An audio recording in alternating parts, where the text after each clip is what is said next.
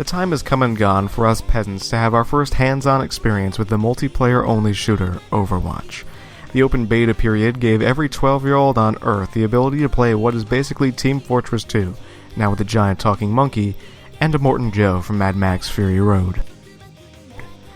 Well, that assessment is more like a once-over glance, and truthfully, that's what I thought this game was going to be, and the corny advertisements I would see at the cinema did not help its case very much. Though, truth be told, there has been a void in my being over the past few years, and I'm not just talking about the I don't know how to put it into words angsty worldview type of void. No, I'm referring to the void left by quality shooters. I haven't really played any shooters since Star Wars Battlefront, and that game is kind of a special case. Reminds me of my ex-girlfriend. It may be pretty, but it's dumb, and it blatantly lied to me. Oh shit, things got real. No, that game, it was like an unfulfilling sexual partner. That's to say that my aforementioned void was left quite unfilled. And after Battlefront smoked its cigarette and went to bed, I had time to sit there and wonder why I spent $60 just to get fucked.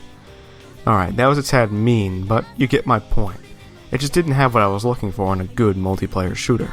Now we do have to keep in mind, this is just a beta. I didn't collect enough information from my 1 or 2 days of playing to properly formulate my opinion on the entire game. No, this is more of a first impression rundown kind of thing. Like, what's the landscape gonna look like when the game actually comes out? Is it ship-shape, or do they have a lot of work to do? You know, does it feel good? Is it balanced? Does it look good? Are the servers good? Things like that. General first impression stuff.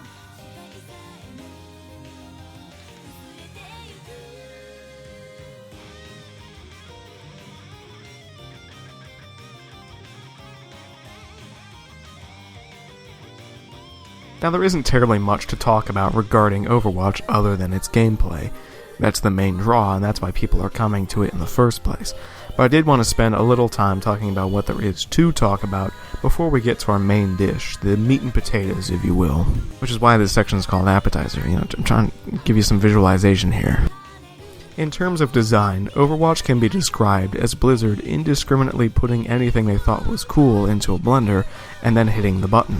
This haphazard design really comes through when you look at the characters themselves. It's just very jarring when you see a cowboy standing next to a cybernetic ninja. You have a very eclectic range of characters in this game, from stone-cold and tight-lipped killers to hyperactive little girls with mech suits that keep spouting memes. Having distinct characters with their own characteristics in a game is also nice, but it's strange in a multiplayer game when I have to see 4 of the same person on my team. That being said, it is entertaining to see a man with a bow and arrow somehow defeat a robot that can turn into a tank. Frankly, Overwatch doesn't have time to worry about silly things like logic when it comes to its design. It's kind of like a shitty action movie. If you sit there and you keep an open mind, you'll probably enjoy yourself while looking at the pretty explosions. Overwatch apparently does have some sliver of story, but I couldn't be bothered to find out what that was, considering it involved a giant talking monkey named Winston for some reason. And I'm not trying to say that it's a detriment. Things can be funny, things can be nonsensical. I'm just pointing out the fact that it is. Granted, you put in silly characters like Winston and Tracer, and you're bound to have a marketable game, especially paired with its Pixar movie aesthetic. And again, I'm not trying to say this is an inherently bad thing. In fact, this is the best play that Blizzard can make.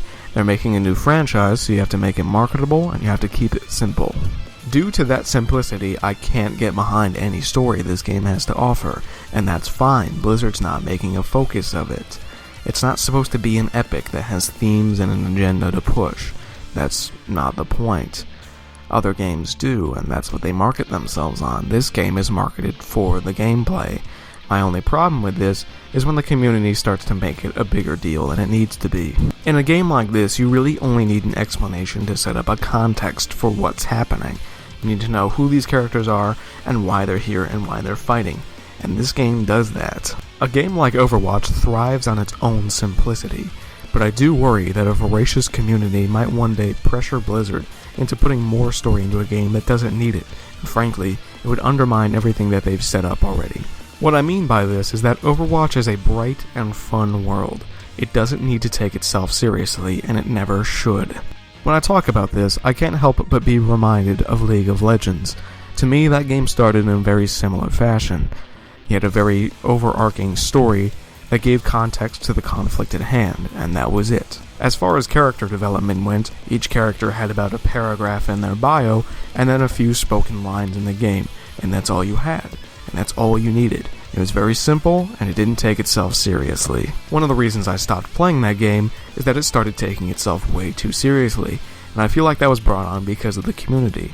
Some of them desired a little bit more out of the characters that they were playing, and there's nothing wrong with that, but it got out of hand very fast. The game started to spread itself out too thinly. You had characters that now had 3 or 4 paragraphs in their bio and this huge reveal event where it deepened their lore and things like that, and then you still had characters that had 2 sentences in their bio, and they're never expected to have expansion. This forms a huge dichotomy of overcomplicated characters and characters that were just fun ideas. This brings about inconsistency, and that makes the whole game feel looser as a result. Most of the time though, these stories didn't serve any ultimate purpose. A lot of the time it would just relate 2 characters in the cast more strongly than it did before. But this doesn't serve to expand your web of narratives, it only serves to densen it. And after a while of getting bombarded with lore updates, you start to wonder why the company isn't fixing or adding anything to the game itself. After spending so much time playing into the hands of a niche group, the company became deluded into thinking that we needed complex characters in a game that is supposed to be simple. Again, it just started taking itself way too seriously for my taste. I don't blame people who want more lore, but when it starts taking away from the overall experience, I don't enjoy it.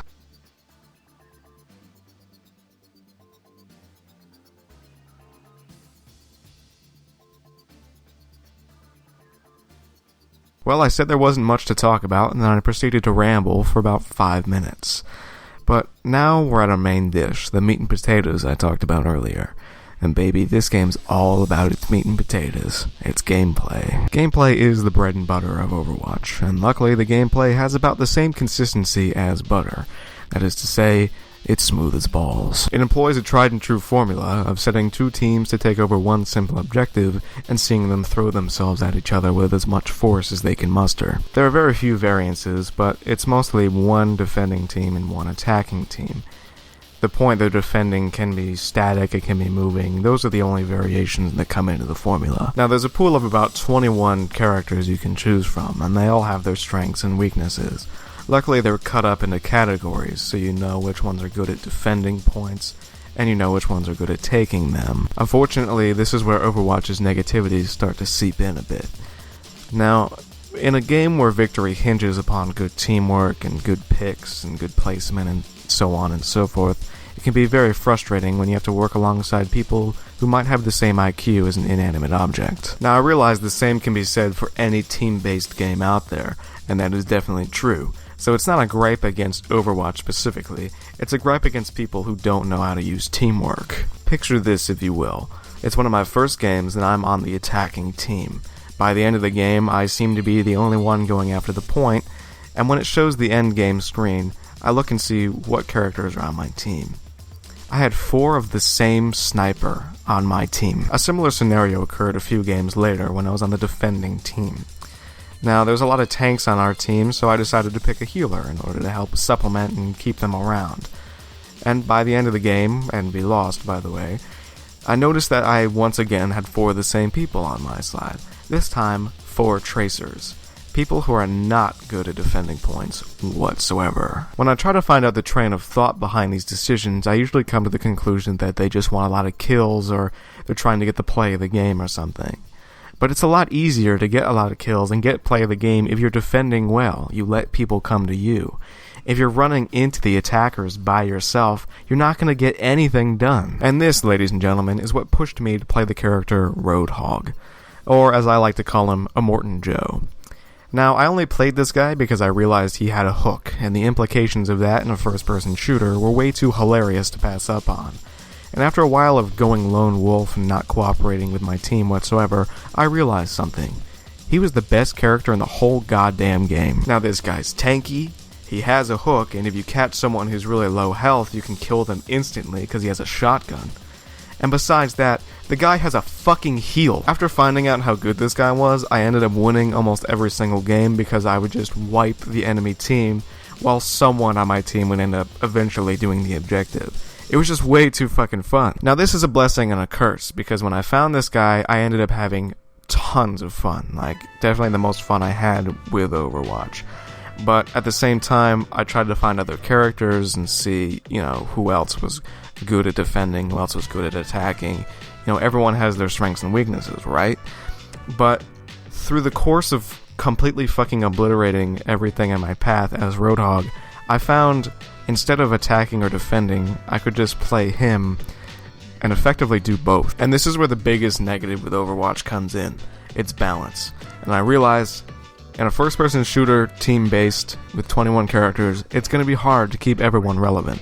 And truthfully, everyone feels good. Everyone is good. But there are certain people that are jacks of all trades that just, again, obliterate fucking everything in their path. And it isn't just Roadhog. There are a few characters that are so good at their role that you end up seeing 3 or 4 of them on the other team. In a game like this, you'd want to see diversification. You want to see, an offensive player that can do a lot of damage. You want to see a couple defensive. You want to see some tanks, and you want to see some supports. You want a whole rounded out team that does everything.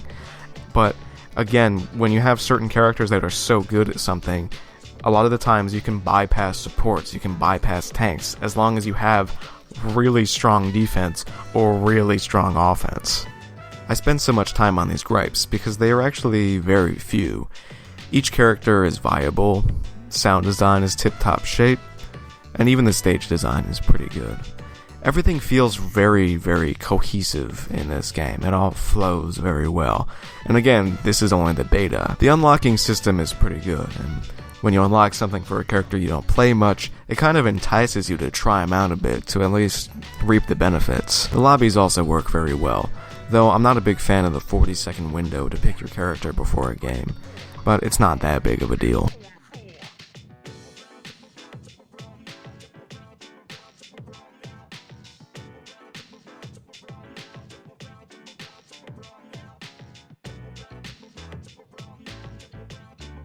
As we wrap this up, I just want to say that Blizzard really doesn't have much to fix here.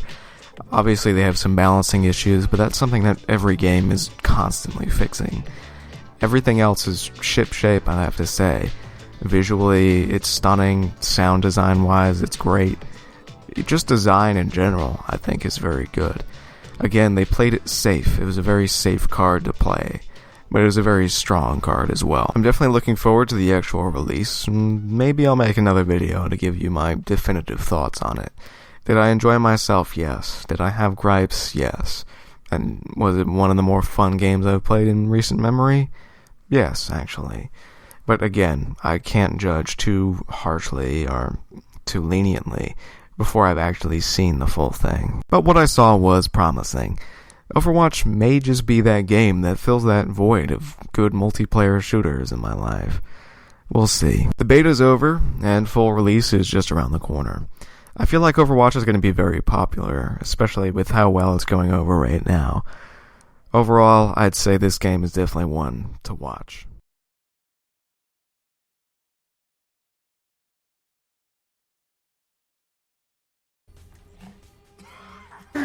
am your Redeemer. It is by my hand you will rise from the ashes of this world. I've been waiting for you, Snake. Who are you? A weapon to surpass Metal Gear. 6 bullets, more than enough to kill anything that moves.